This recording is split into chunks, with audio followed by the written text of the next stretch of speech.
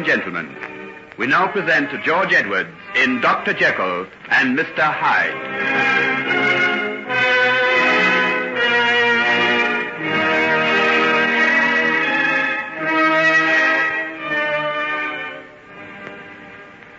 Margaret, my dear, dinner has been waiting almost 10 minutes now. Do you intend to wait any longer for those two young men? No, Father, I don't think I will. Oh, here's Hugh now. I wonder where Henry is. Perhaps Hugh will be able to tell us. Margaret, 1,000 apologies. Henry and I went off to spend the day out in the country and didn't get back until late. Where is Henry? Isn't he coming? There was a call waiting for him when he got in. Something rather urgent, I think. He said to tell you that he'd be along as soon as he could. I didn't know Henry was bothering much about a private practice. Oh, this is one of his patients in the East End. You knew he went down there twice a week to give free advice and medical attention, didn't you? No, I had no idea. Neither had I. How long has he been doing this, Hugh? Oh, for quite a while, I understand. He was telling me this afternoon that he intends equipping a proper clinic with some of his mother's money and possibly opening a convalescent home somewhere out in the country where poor people can go. Why, Daddy, isn't that splendid? Oh, now I can understand what's kept him tied up in London all the summer. And me thinking it was something else. Well, I'm very glad to hear that he's putting the money to such good use. And now, Margaret, my dear, our guests must be famished. I've asked John Fairley to take you in to dinner. Are you ready? Oh, but I'd much rather go in with Hugh.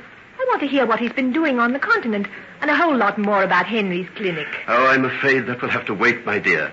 Here's John now, and you can't disappoint him. Then don't you go sitting half the evening over your port, Hugh. Not even Mr. Utterson's excellent wine shall keep me away from you. Oh, hello, fella. Oh, hello. When did you get back? 2 days ago.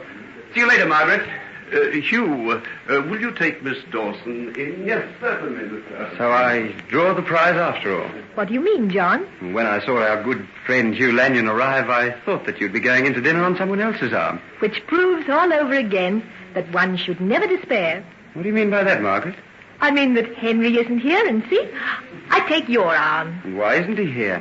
What can there possibly be to explain his neglect of you all these weeks? His failure to come tonight? Fortunately, I can now tell you. Henry's gone to attend to one of his patients in the East End of London. The East End? I didn't know he had a practice there. Neither did I, but he has, and he's there now, because he feels that to help one of those poor people down there is better than to be here eating and drinking with us. And I agree with him. And now, if you'd kindly move my chair. Oh, I'm sorry. Really, I apologize.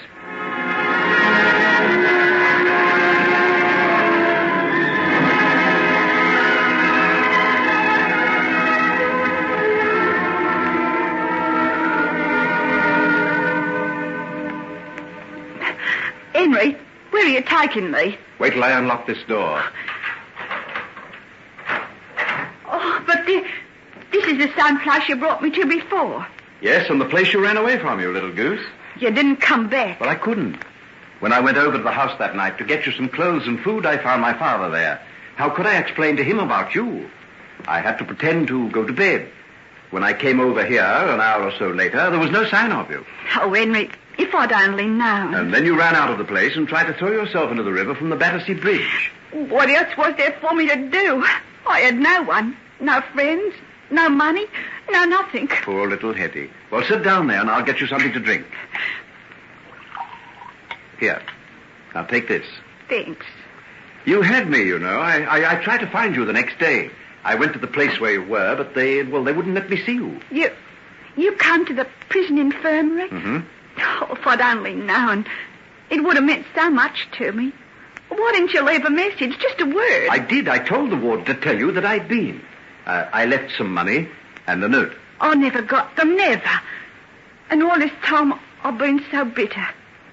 It's made me worse than I'd have been otherwise. How? I was one of the bad ones in that place I got away from today. The matron told me I had a criminal mind. They shut me up by myself. They weren't going to let me out. I was to stay there for another 3 months for bad behaviour. So you ran away? Yes. One of the warders, he helped me. So they're not all inhuman, then? You don't think he did it out of kindness, do you? I paid him for everything he did, the beast. Hetty. I meant what I said this afternoon, that I'd die before I went back there. You poor little thing. Have you got any more of that brandy? Well, what about something to eat? There's food in the cupboard over there. Food? Real food? I haven't tasted any for nearly a year. Well, here it is. Chicken, white bread, and butter. I can't believe it's true. Well, it is. The whole nightmare of the past is over, too. I'm going to see that things are better for you from now on, Hetty. I couldn't be much worse, that's one comfort. Well, tell me what happened to you after you came out of the hospital. Oh, you mean after I tried to throw myself into the river? They sent me to prison for 3 months.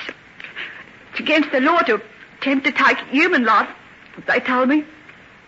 Even your own. And then? I made some friends in there. They were in for other things, stealing mostly. I went to live with them when it came out. Well, I was a beginner at the game, and I got caught pretty soon. For stealing? Uh-huh. Got a year for it. I should have been coming out now, but they decided to keep me there for insubordination and insolence. That's about the lot. I ran away this afternoon, and here I am. If I get caught, I guess I'm there for years. They don't encourage prisoners to run away. They won't catch you. What you going to do with me? I'm going to keep you here for tonight. No one will find you. It's my laboratory. No one ever comes here but myself. But no running away, mind. Is it likely? Without the cops in London on the watch out for me? Good. Then I'll leave you now. There's a bed over there and plenty of food. I'll see you first thing in the morning. Will that do? Yes, that'll do. It'll have to do. I guess I've got to take anything from you now. You won't have to take anything from me. Couldn't be any worse than what I've been taken in the past. No matter what it is, prison and the warders, solitary confinement weren't any worse than knowing that you'd tricked me, let me down. Oh, Hetty, please don't. But you did, didn't you? You got me off to London knowing darn well that you'd never come and see me like you promised, didn't you? All right. You don't have to say anything. I know. Will you let me try and make it up to you? Huh? How? By flipping me a fiver and telling me to run home and forget all about it? Oh, no. I won't let you down this time. I swear I won't. But you won't want to be saddled with me now, any more than you did years ago. Oh, don't worry. I understand these things now. I'm not green anymore. Perhaps you like me better that way. I liked you before. But not as much as you did your good name. It wouldn't have done for Henry Jekyll to be mixed up with a common little nobody like me. And it wouldn't do now. So don't think you fool me, Henry. But I'm not trying to fool you. I acted like a cad, and I admit it. Now I'm willing to try and help you. If you don't think I'll do it, well, you can walk out that door. Oh, no. It's nice and comfortable here.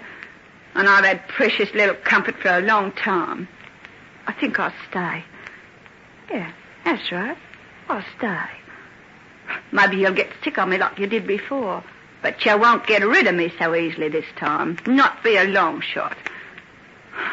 If you only knew how much I've learned since that night you kissed me goodbye in the old mill. I don't blame you for being bitter, Hetty. Thanks. Well, you can run along if you want to. I suppose you've got some pressing engagement somewhere.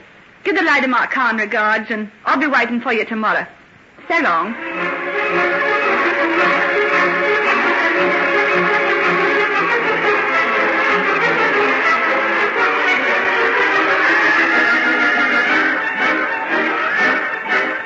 Henry, you've come at last. I was beginning to despair of you. I'm most awfully sorry, Margaret, but it was impossible to get away before. You don't have to apologize. I understand perfectly. Hugh gave me your message. I think it's just wonderful of you, Henry. What is? That work you're doing in the East End, the clinic. Why didn't you tell me about it before? But, who told you now? Why, Hugh, of course.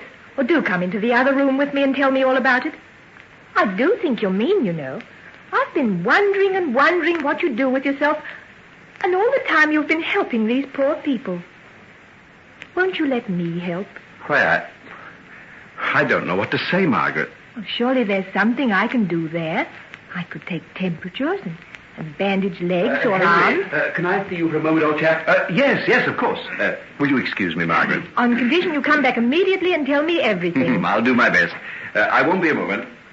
Well, Hugh, what's the matter? Look here, I didn't know what to say to account for you not being here, so I said you had a call to go down to one of your patients in the East End. Now, that's all right, isn't it? Oh, I suppose it is. But I told you about my work there in strictest confidence, you know. Oh, yes, I know, but dash it all, something pretty desperate had to be done. Margaret was looking daggers, just about ready to throw herself into John Fairley's arms. The clinic saved the day, old boy. I wonder. Oh, of course it did. Anyhow, why should you be so secret about it? It's something anyone could be proud of. Not many fellows with your money and opportunity cares a hang for the poor wretches down there. You know, I think it's juiced decent of you. Thanks, Hugh. Thanks. It's nice to feel that someone thinks well of me. Oh, I'm not the only one. Let's look over there. Look at the way Margaret's watching you. Go on. Follow up your advantage. Her father's been hoping that you've been up to all sorts of crimes while she's been away. And all the time you've been above reproach. Hugh, shut up. You're an idiot. Come on, Hugh. You've had him all the afternoon. I've not seen him for ages. He's all yours, Margaret. And see you make the most of him. I wish he'd make the most of me. You will let me come down to the clinic with you one day, won't you, Henry? Yes, of course you can. When? Will tomorrow afternoon do? I'll be busy in the morning on something else. Oh, yes, of course it will. I'll put off everything else for it. Why didn't you tell me about it before? Well, I wanted to be sure of it. Sure of myself. It's just an experiment so far. I know it'll succeed. I'm so happy, Henry. Tell me, are you just a little pleased to see me again? Pleased? My dear, if you only knew.